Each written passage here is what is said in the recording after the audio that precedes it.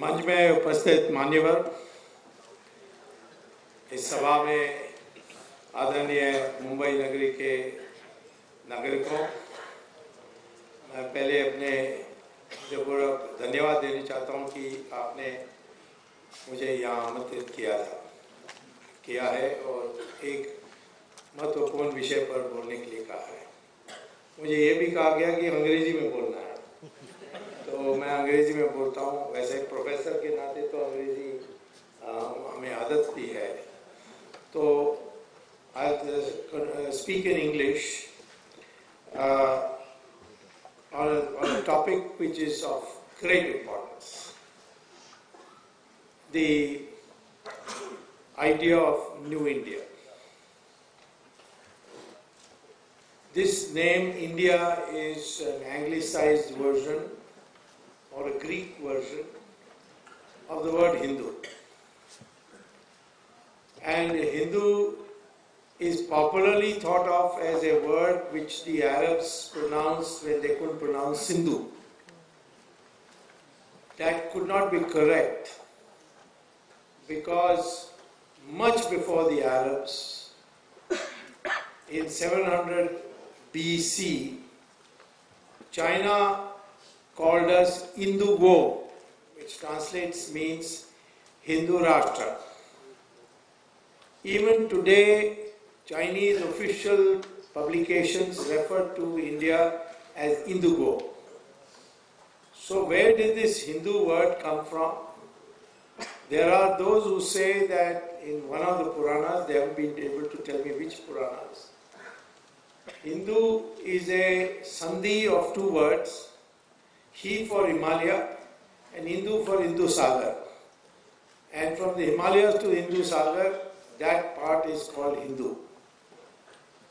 Anyway, it doesn't matter, because in our concept of a republic from ancient times, we have called this nation Bharat. And in the constitution we say India, that is Bharat. Bharat is a name of the Republic of India. And we have always been republic, even though we had kings. It was not necessary that the king would select his children to succeed. That we are nowadays seeing in at least one political party that happening. But for example, Raja Bharat did not select his sons. He selected someone else. So therefore, this is an ancient land, decentralized, power was decentralized, even our religion is decentralized. There is no one God in the sense of one prophet. There is no one book like they have a Bible and Quran. There is no one church like the Vatican or Makkah, the Muslims. We have basically, our religion is based on granths, and we have divided our granths into two parts. The part which we say is Shruti, which means God-given, which is the Vedas, and Smriti, which are all the Shastras. Smriti can be rewritten over and over again. In fact, Manu Smriti was rewritten by Yajnavalkya, then Mitakshara, and so on. So practices have been over the years modified as we go along. So the new India is not required to follow blindly what was there in the past, but to see what modern times require.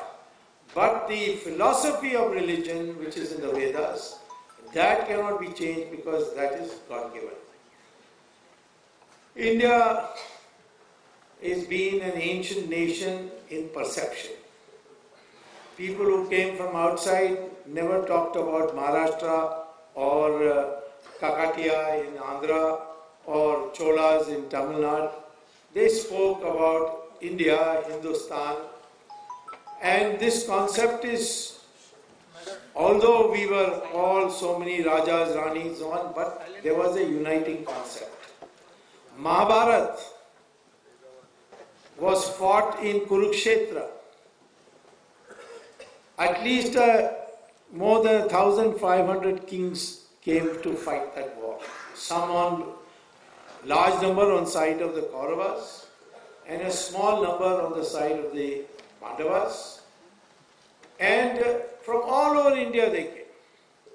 Even the Travancore Raja came to Kurukshetra to participate in the Mahabharata war. Of course, when he saw two families fighting with each other, he decided he will not participate in the war, but he will set up tents on both sides to prepare food for the soldiers. Because in our system, fighting will start when the sun rises and the fighting will terminate when the sun sets, and then it will be in an open Maidan, not in the cities or in kasbahs or in agriculture fields, but open fields, and at night you will go back to your tent and return the next day. This is the civilized way we were fighting. But we fought fiercely. The Gujarat kings defeated the most fierce caliphate, the caliph of the third caliphate, name is Umar. He had gone and conquered Europe up to Spain. And then he declared that he is sending his army to India. The Gujarat kings, along with the Rajasthani kings, they met the Umar's forces in Sindh and defeated them there, 700 and 700 AD. And for almost another 700 years, you never heard of the caliphs again. That's the history. Over the years, the fighting spirit of our country, which is not reported in our history books, was tremendous. The Islamic forces came originally through a betrayal of Jai Chand, who, because of the constant insults of his son-in-law, decided to help Ghori. And Ghori was coronated in 1192 in Delhi. And essentially the Islamic rule started after that. But even then, every part of India kept fighting. And the last blow was given by the Marathas in Pune, where they defeated the Mughals. But by then, these years and years of fighting had weakened us. And fighting were all corners of India. In south, the Tirumala Nayakas, the Cholas, the Pandyas, Kakatiyas in Andhra, Ahom dynasty in Assam, Ahom dynasty, which consists of people who originally came from Thailand and then settled down, became Hindus, set up a Hindu empire, and the Mughals tried to go into Southeast Asia through Assam. For 6 times they made an effort, all 6 times they were defeated. It's not there in our history books, because history books has not been written by Indians, it has been written by Britishers, and that needs to be changed now. You want a new India, you need new Indian history books based on the truth. Guru Gobind Singh, he broke the back of the Mughal Empire. Shivaji, of course, the glorious reign of Shivaji. So all the parts of India fought. And that is why many times when I have gone to Islamic countries and met scholars, they ask me one question. Why is it that India is still 82% Hindu? I say, why? Why you ask this question? They said, Iran was 100% Zoroastrian. Islamic invasion converted that country into 100% Islamic in just 15 years. The neighboring countries of Mesopotamia and Babylon, which now are known as Iraq, we convert the Islamic invasions, captured that lands and converted the population to 100% Islam in 17 years. Egypt was converted into 100% Islam in 21 years. Europe was converted to Christianity in 50 years. But in your country, 600, 700 years of Islamic rule, and 200 years of Christian rule through the British, and you're still 82%. What is the secret there? The secret was that we kept fighting. And after the devastation, the British came in 1815, they defeated the Marathas, and then they went on slowly to get control of India. But even then, after 1857, the whole of India revolted. And that is why Savarkar wrote the first classic book called 1857, The First War of Indian Independence. And that led to an awakening. And then, of course, these spiritual gurus like Sri Aurobindo, Swami Vivekananda, and so on, they all woke India up. And slowly, slowly, India again got on its feet, and finally we defeated the British who had to leave. So let us know first, if you want to talk about New India, know your true history. We are committed to it, those of us who believe in India as a modern nationalist state. We want the correct history to be told to us. We have been told for years that India is a land of two races, Aryans and Dravidians. Where is the evidence for it? Recent evidence based on DNA, which is the most scientifically available method of determining whether you belong to one race or another. The Journal of Genetics in Cambridge University, Journal of Genetics in Mysore, in Houston in US, all of them have published research to say that from Kashmir to Kanyakumari, from Jamnagar to Dibrugarh, all Indians have the same DNA. People mistake skin color for a difference in race. Skin color has got nothing to do with race. It has got to do with pigmentation in your skin. And therefore, race-wise, India is only one race. There is no Aryan, there is no Dravidian. Aryan, there is no such word in Sanskrit literature. Arya is there. That means only a civilized person. Any person can be Arya. And all were addressed as Arya. Arya Putra, and so on.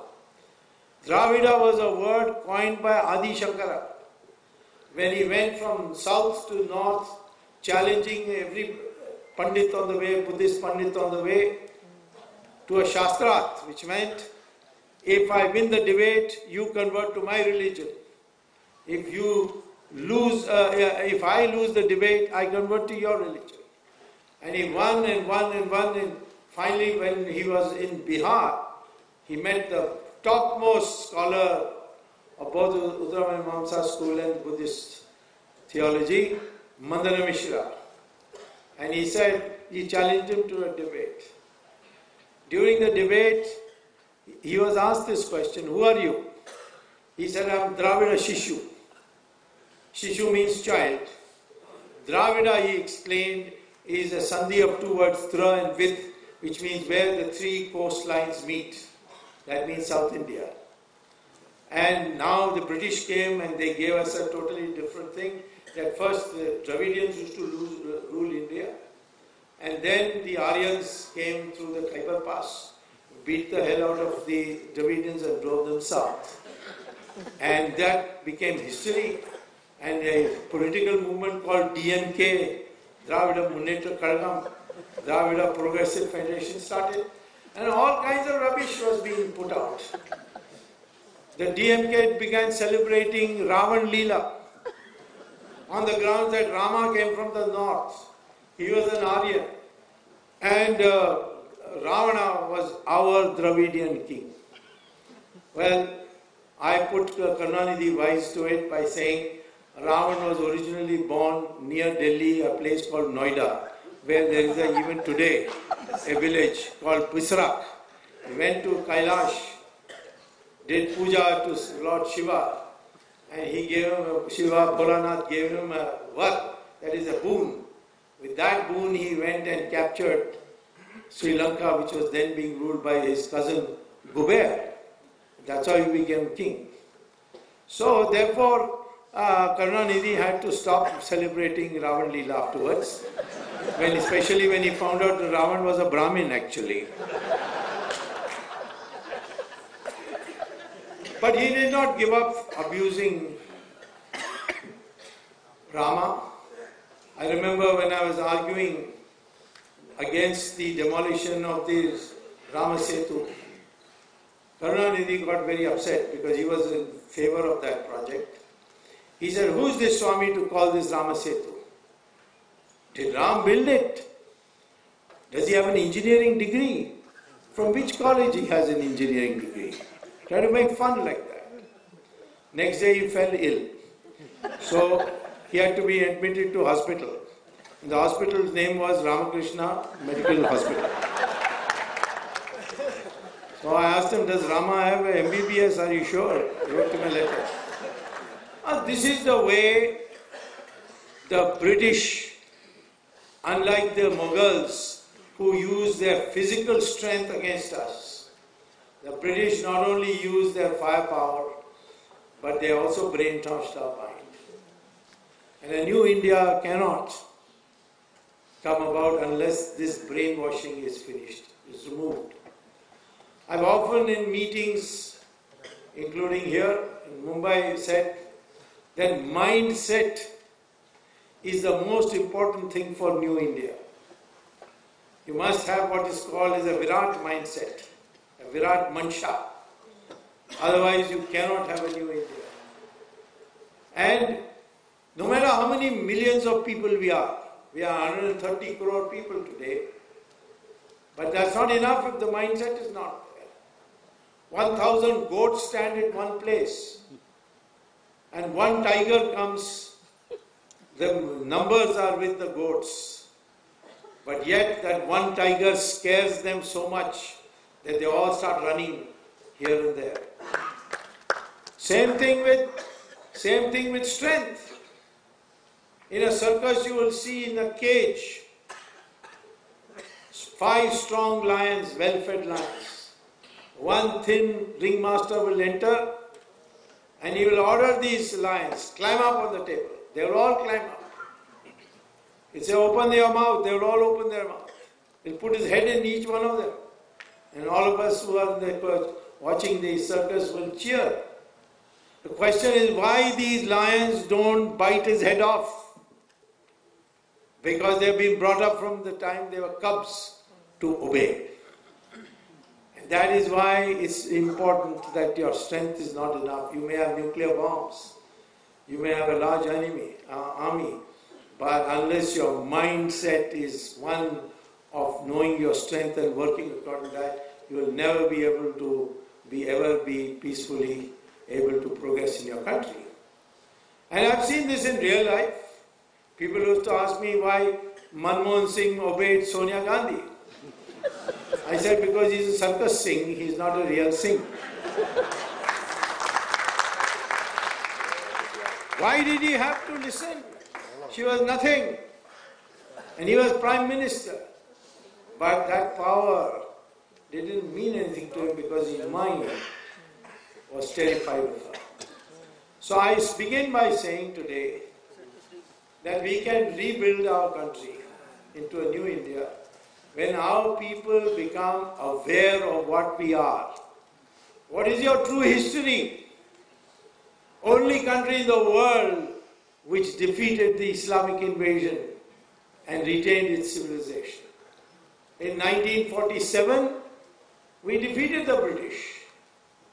How we defeated, that's a question I will not go into, whether it was Subhash Chandra Bose's INA, which created a new psychology amongst our military, and the British got scared. Because the British Prime Minister Attlee came to India after he ceased to be Prime Minister to Calcutta to give a speech. And in that he said, Gandhi was only useful because you could hand over power to him. But the real reason we left is not because of Quit India movement, because that was a failure. We left because Subhash Chandra Bose's INA infected our army, and the army began to revolt, the navy began to revolt. And we knew that the day the army doesn't obey us, we have no future, and that's why we left. Otherwise, we won the World War II. There was no need for us to leave India. That history is still not being written, because even we don't know how Subhash Chandra Bose died. Those papers have still not been fully declassified. But I'm saying to you that that victory was ours. The British, before leaving, created Pakistan.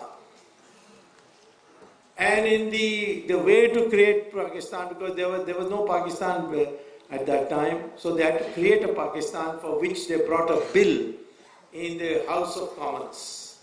And in that House of Commons, they said, our goal is to take United India and create two countries, one a Muslim-administered Pakistan and a Hindu-administered India. And Ambedkar pounced on that and said, if we accept this, then we must have population exchange. Ambedkar was a great scholar. People used to call him, a congressman used to call him Bhimrao. Despite the fact that he had a PhD in economics from Columbia in 1916, despite the fact he had a DSc from London School of Economics, despite the fact that he had a law degree from London, he was called Bhimrao. But Jawaharlal Nehru went to Cambridge and failed. I don't think any Nehru has ever passed any exam.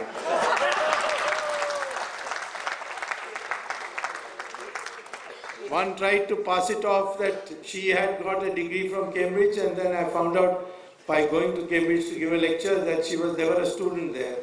Then later on she said it was a printing mistake and stopped using that in her parliamentary biography as well as in the election returns, in the forms.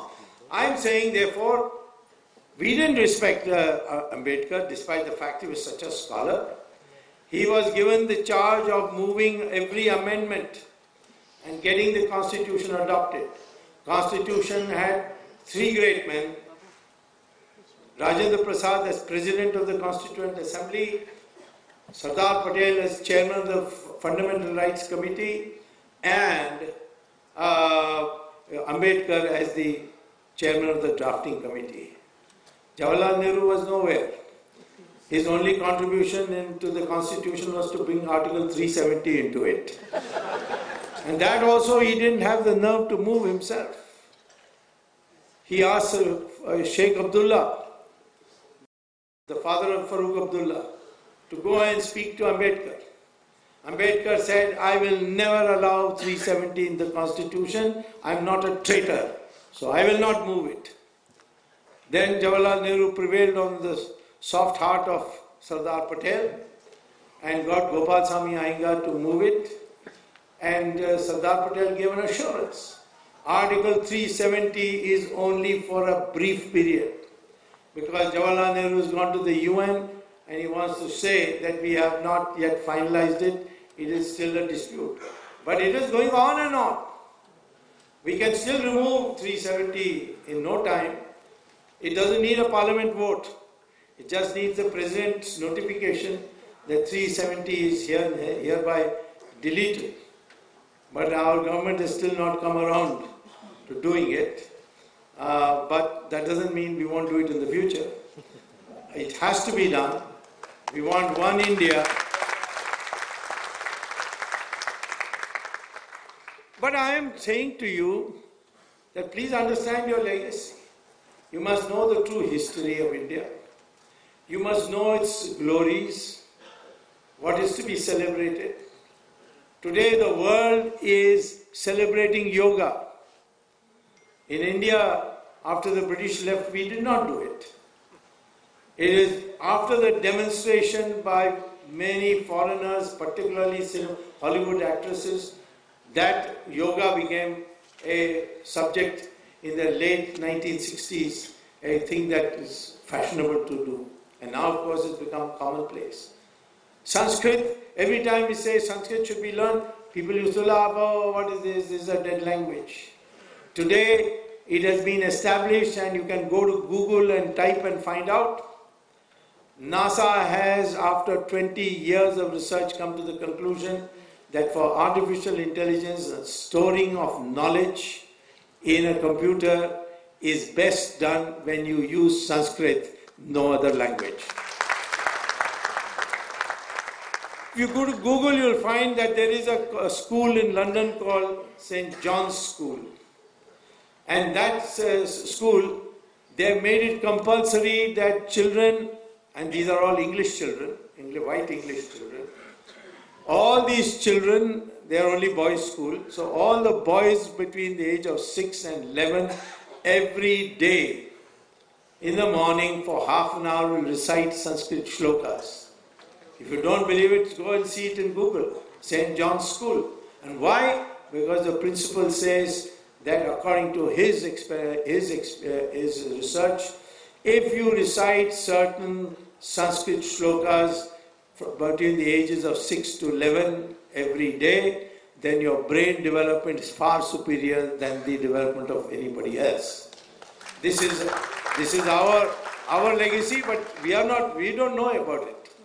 Others are discovering it. Ayurveda today is being discovered, rediscovered, I should say.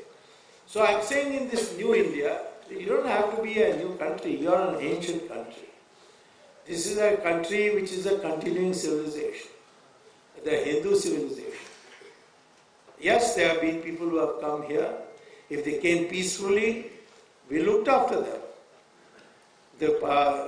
The Parsis came, they were butchered everywhere in the world.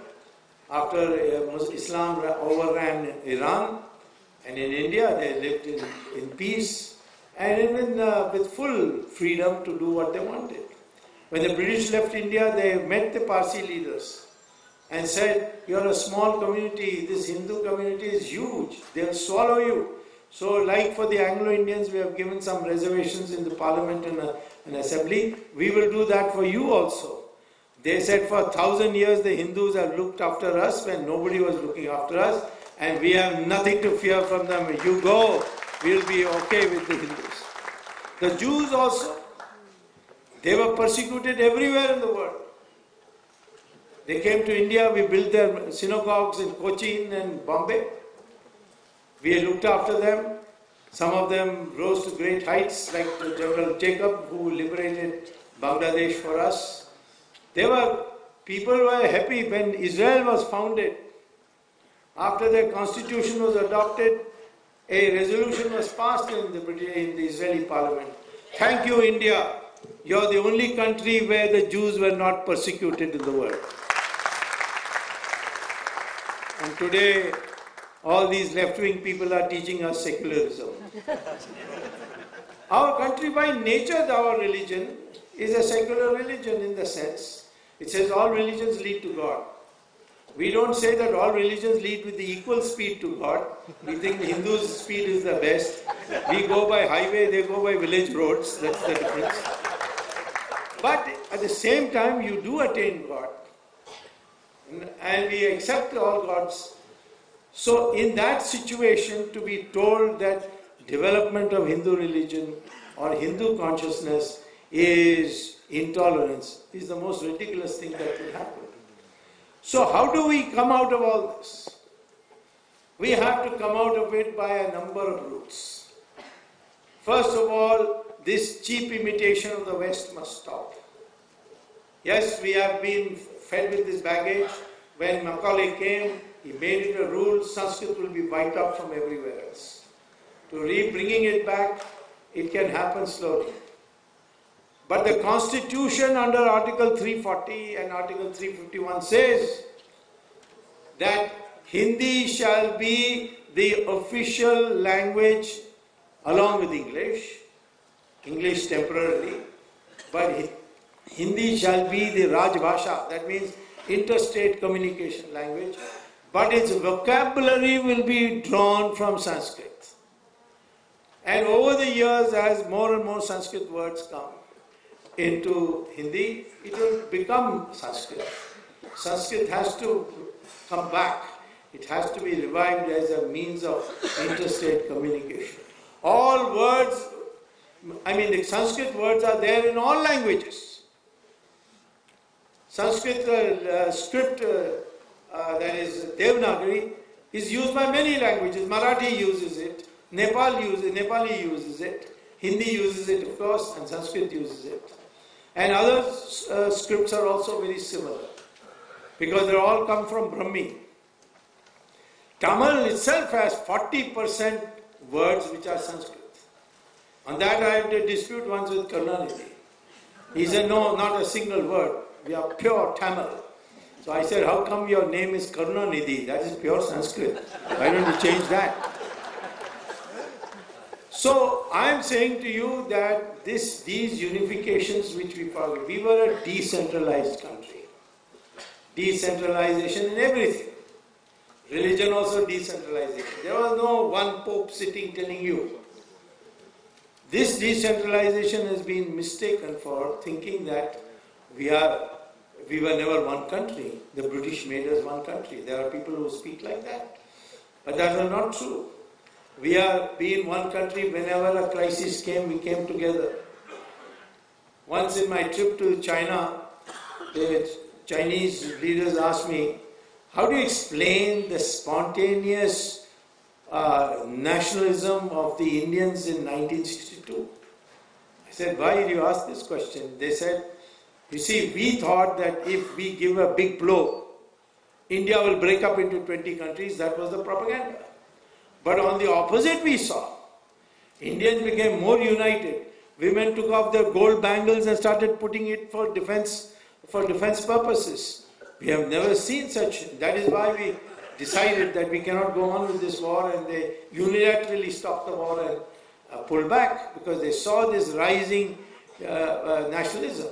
Indians don't flaunt their nationalism, but deep down the heart of every Indian who is not otherwise brainwashed is a person who identifies himself with the whole country. That's why in our pujas we identify every part of India.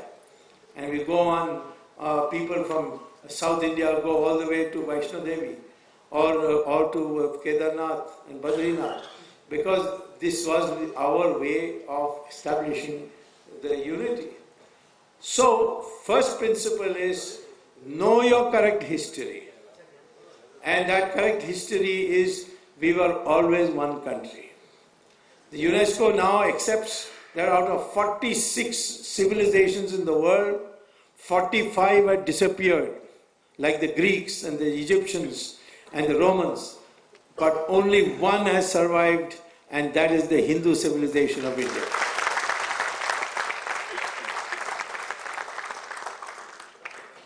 When we became independent, we ought to have gone to our traditional ways of thinking. Agriculture was so important because the British had built it. But what did we find? That we adopted the Soviet economic model, which was totally unsuited for India. Soviet economic model was based by Stalin on the principle that you extract resources from agriculture and finance industrialization. But there were no resources in agriculture. They were already bled completely dry by the British through the zamindari system. So we should have gone in for developing the agriculture along with industrialization and not focus on industrialization alone, the heavy industrialization that Jawaharlal Nehru wanted. It failed. Country began to suffer famines, or at least near famines. One, for failure in rainfall, country had shortage of food grains. At one stage in 1965, we had to wait for one ship to come from America to get some wheat. That was the situation. But after Lal Bahadur Shastri took over, he brought in the package for 10% of the farmers, and then we got what is called as Green Revolution. That 10%, with the help of a measured amount of water, electricity, fertilizers, good seeds, transformed Indian agriculture, and we stopped being dependent on imports for food. But just with the 10%, now if we do for the 100%, we will be a booming economy. All our agricultural products today are the cheapest in the world. The price of wheat is 1/4 that in America. The price of basmati rice of that quality rice is 1/6 that in Japan and South Africa. The price of milk is 1/4 that in Europe. And we have got plenty to produce more. We have the only country in the world which can grow crops all 12 months of the year in 3 seasons. In America, there's snowfall for 5 months, so there's no agriculture during that period. Same thing in Europe. Even China, good parts of it are under snow. But in India, you get sunshine, water, rain, all through the year. And therefore, you can grow 3 crops a year. But we grow only 25% of our land, we grow more than 1 crop. Gross underutilization of our resources. We have 150 million cows in our country. Today it is now recognized all over the world that the Indian cow, which is called Bos indicus, that breeds milk, has got the maximum medicinal value. Today in American supermarkets, if you go to America, please go to the supermarket and see that along with the American cattle milk, there is a separate counter in supermarkets for what they call as A2 milk. And if you read it, it says A2 milk, milk from Bos indicus, the breed found in India only. And that milk is priced 4 times the American milk price. In our country, we hardly produce any. The milk we produce, they are all emaciated. 150 million cows, the average yield for them is only 200 liters. One Israeli cow, well-fed Israeli cow, gives you 11,000 liters a year. Imagine if 150 million cows of India gave you 11,000 liters of milk, then I don't have to come by plane to Bombay, I can come swimming in milk. That much milk we will have in our country. So, now, consequently, our economy has got tremendous potential. If you follow the proper economic policies. Our Prime Minister is focused on micro projects and he's done quite well in that. Whether it is in the question of Ujjwala, where he has replaced burning woods and bringing tears to the eyes of the woman who cooks food, to giving her cylinders. But these are micro projects. But what we need now is a new kind of macroeconomic policy. And that macroeconomic policy must be for different type, where you encourage the people to do the right thing. Supposing we abolish income tax, I am telling you the country will be so enthused that they will save that money and you will get more money for investment. And corruption will come down very sharply. And who's paying the income tax today? And nobody in agriculture pays income tax, by the way. Nobody below the poverty line pays income tax.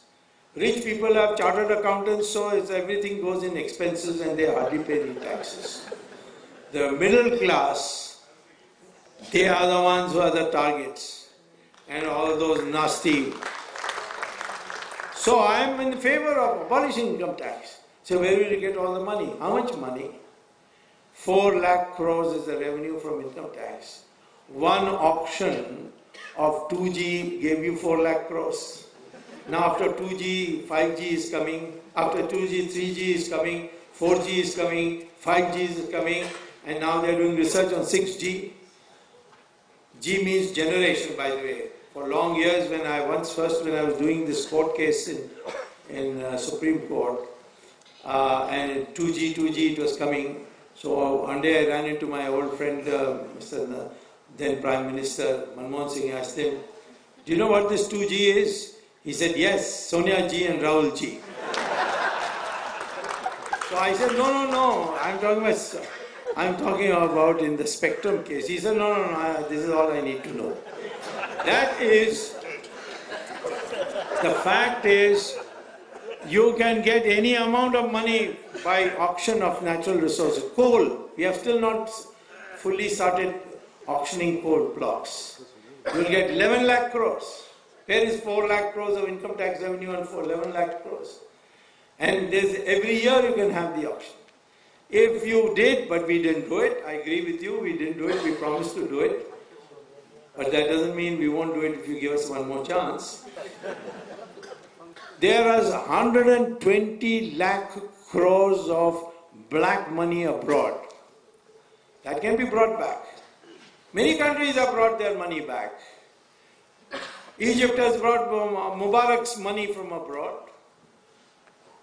Libya has brought Gaddafi's money from abroad. Philippines has brought Marcos' money from abroad. So therefore, I'm saying that this country is not short of resources. It is the way you organize your economy that can make the change.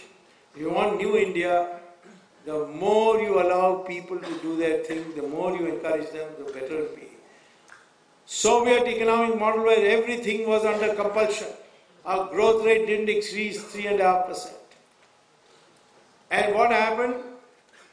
When Narasimha Rao came, I was also given a minister in a cabinet rank position in his government to help him on WTO and economic reforms. That growth rate went up from 3.5% to 8% in just 5 years.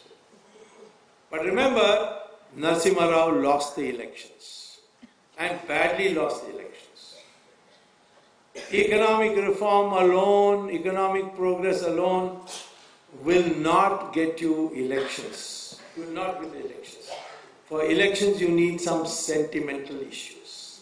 All through our history, Morarji Desai brought the best price stability in the history of India. Sugar price had come down to 2 rupees a kilo, but Janata Party's strength became 1/10 what it was in 1977, because people were angry that we broke up. The sentiment on that made the difference. Similarly, in the case of Narasimha Rao, he had brought economic reforms, but those who lost money because controls and licenses disappeared, so they couldn't earn black market money, they began campaigning with the people that this is all for rich people.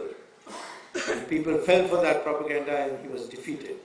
Vajpayee said India shining, and in fact he had produced very good economic reforms and very good economic results.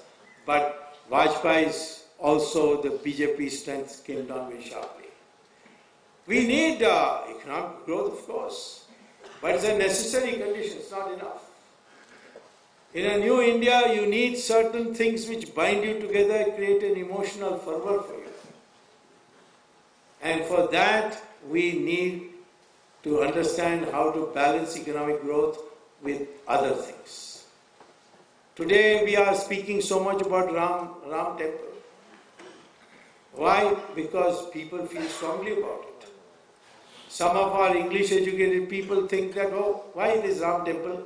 It is not Ram Temple, it is Ram Janma Bhoomi Temple.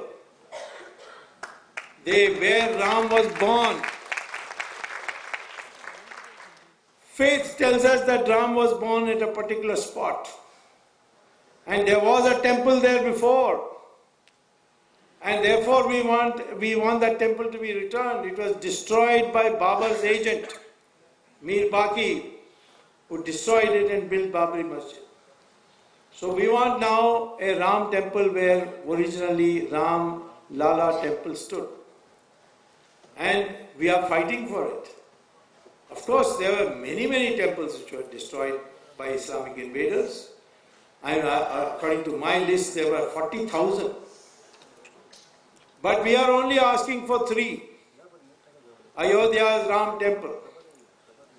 People say, how do you know that Ram was born there? I said, faith says. And I asked them, do you know where Christ was born? They said, Bethlehem. I said, how do you know? He said, no, I mean everybody knows that. I said, no, you tell me, how do you know? Most people don't know. The mother of King Constantine of Rome had a dream that Christ was born in a particular spot and all Christians accepted. And today they say Bethlehem is where he was born.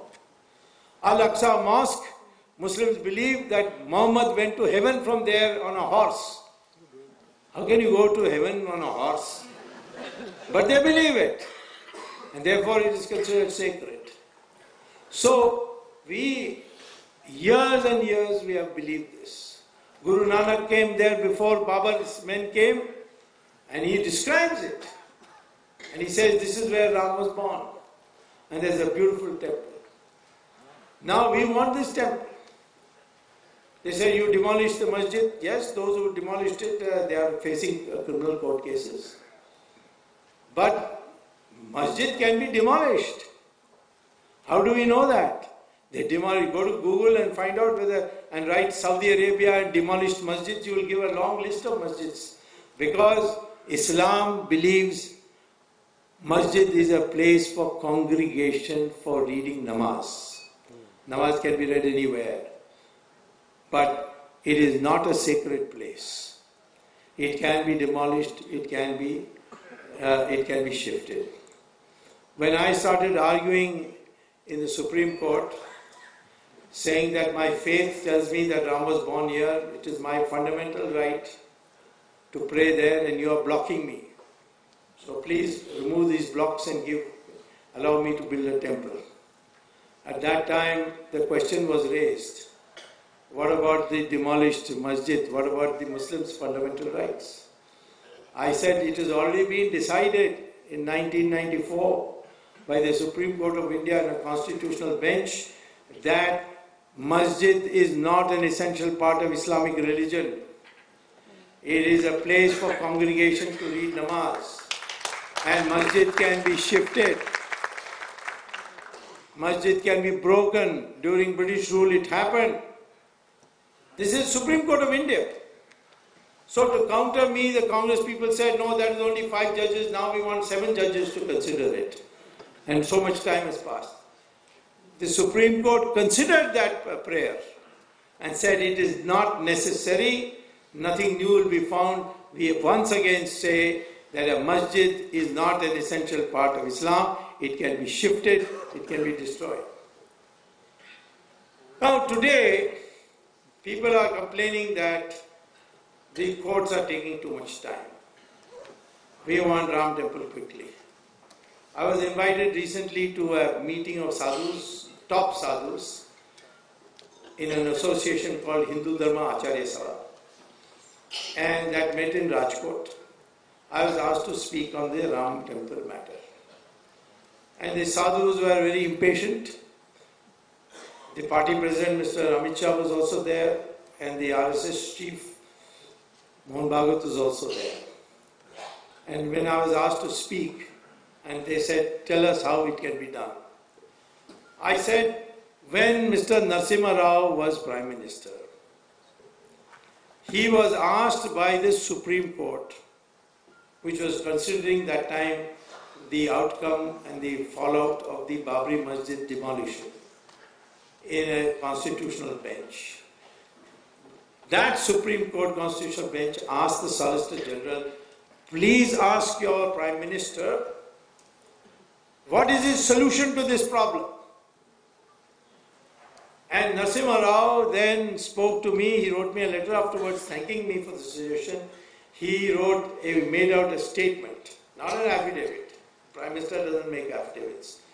He made a statement which he gave to his Solicitor General to file as his affidavit, in which he said, our government is determined to enforce a solution to this problem, and the solution is as follows. If it is ever determined that there was previously a temple, there was a pre-existing temple, then the government will hand the land to the Hindus to build the temple. This is what he said.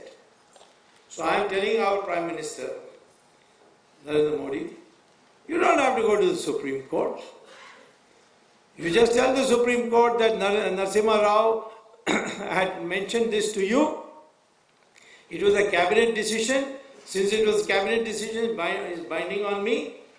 And I suggested, as of today, midnight, you hand that land to the Vishwa Hindu Parishad or the Hindu Dharma Acharya Sabha and say, build a round temple and go and inform the Supreme Court.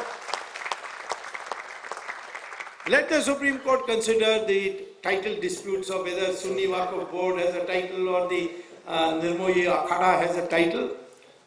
But once we build the temple, we can give them compensation. And say, your title, your land is gone. The government can take land.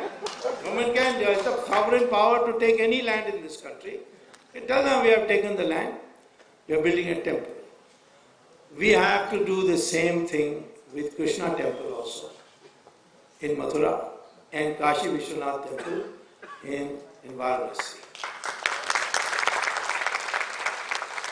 I told the Muslim community, leave these three, and the remainder of the 40,000 we won't touch. This I call as Krishna package. So they said, why Krishna package? I said, because when Mahabharata war was about to begin, Krishna left the battlefield, went to Duryodhana, and he said, why this war for nothing? You give 5 villages to the Pandavas, and you keep Hastinapur, you keep Indraprastha also. So Duryodhana in his anger said, nothing doing, not even the land which is there in the pin of the point of the needle, I will not give. So Krishna came back. Draupadi was very angry with him. Why did you go and make this deed? He said, because I want to show the world that how unreasonable he was. And now we can go to war. It will be a just war. The same way, give me 3 or I take 40,000.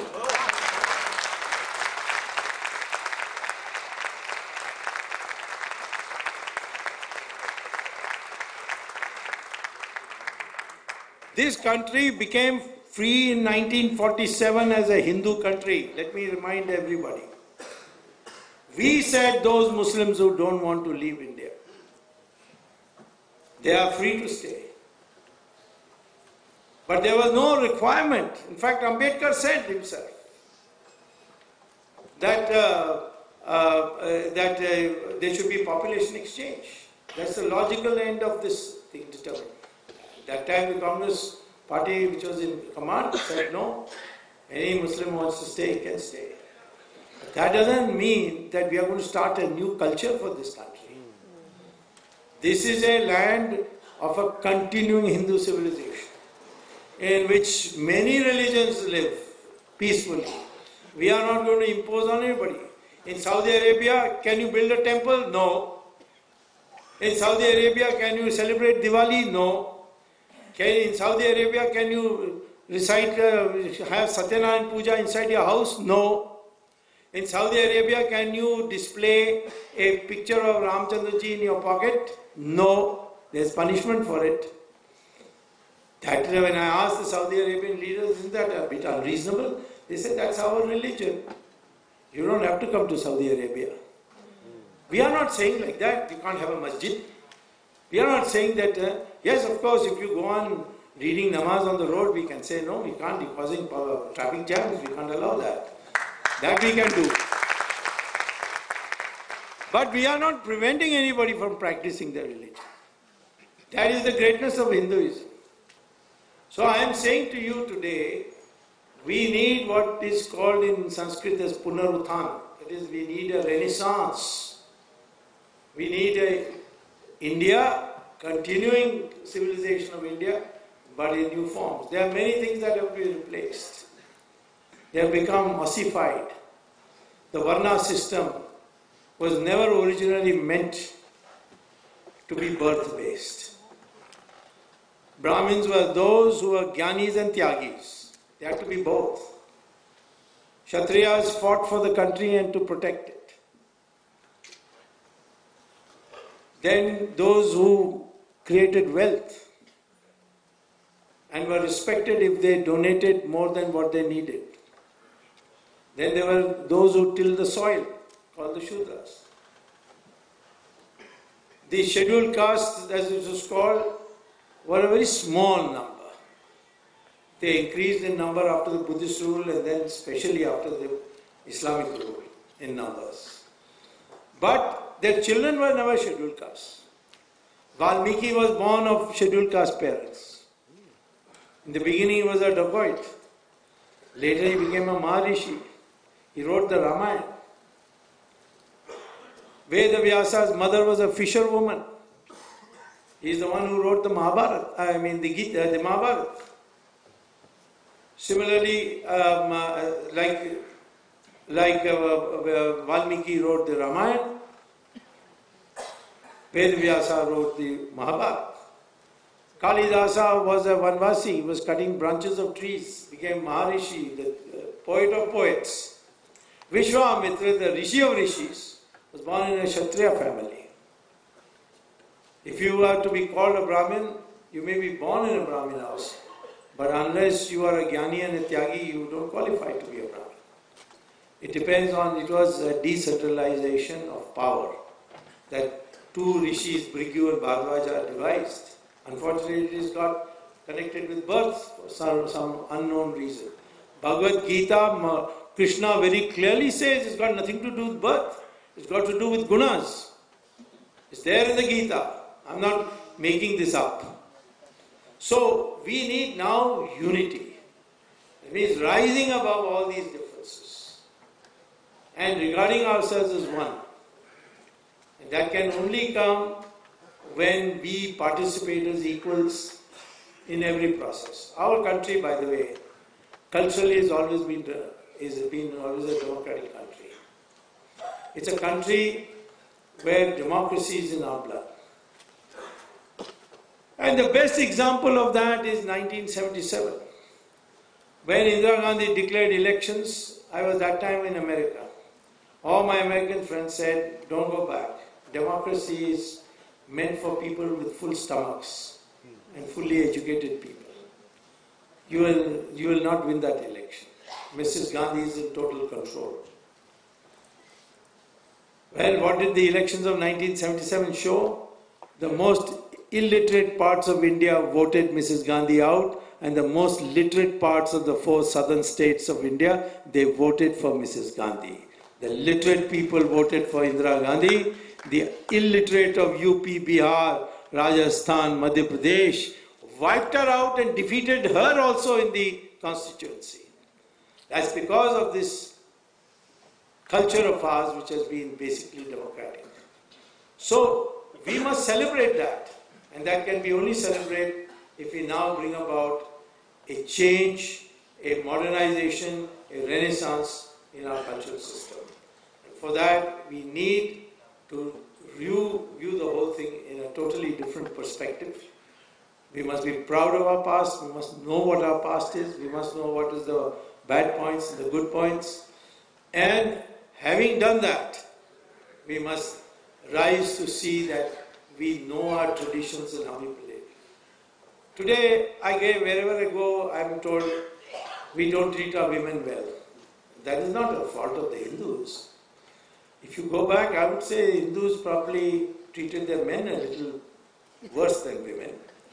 Because when Brahma formed his cabinet, he gave all the important portfolios to women. Finance to Lakshmi, education to Saraswati, defense to Durga, and nothing to the male gods. Only one, I remember, and that was information broadcasting to Narad Muni.